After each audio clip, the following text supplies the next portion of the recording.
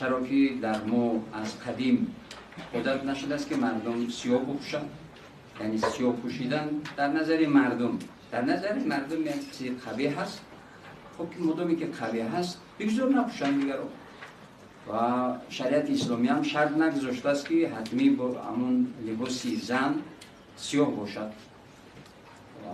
وای زاغ سیاه نیست، وای مسلمان است. مگر مادر تو زاغ سیاه بود؟ مگر مامای تو زاغ سیاه بود؟ مگر ماما کلان زاغ سیاه بود؟ امروز همون حیوانهای لوچ هوای زیباگی، هوای مدنیت. مرگ به تو باری مسلمان، مرگ بر تو باری مسلمان. با تو پدر موری تو رو شاید 5-6 موسفید احمق جنازه میکردگیست. با کدام یگام مولای بی غیرت تو رو با جنازه میکردگیست. وای زاغ سیاه نیست، وای ایمان است. مگر راضی هستی که دختر رو سینه است در کوچه داماد گردد؟ مگر راضی هستی دختر رو رانی پاش در کوچه تاخته گردد؟ و همین راضی هستی؟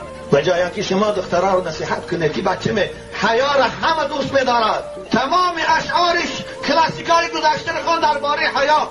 یا الله سخن میگویند. مگر از خدا نمیترسید؟ ما از تو نمیترسیم. دادر عزیز خان ملیسه هستی، خواب برقرار هستی. کسی که باشی والله 5 سین نمیتونم من تو را. وقتی که حق اسلام ده گم میزنی، حکم اسلام ده گم میزنی، تو قدر نداری برای ما. کسی که نباشی خان معلم هستی.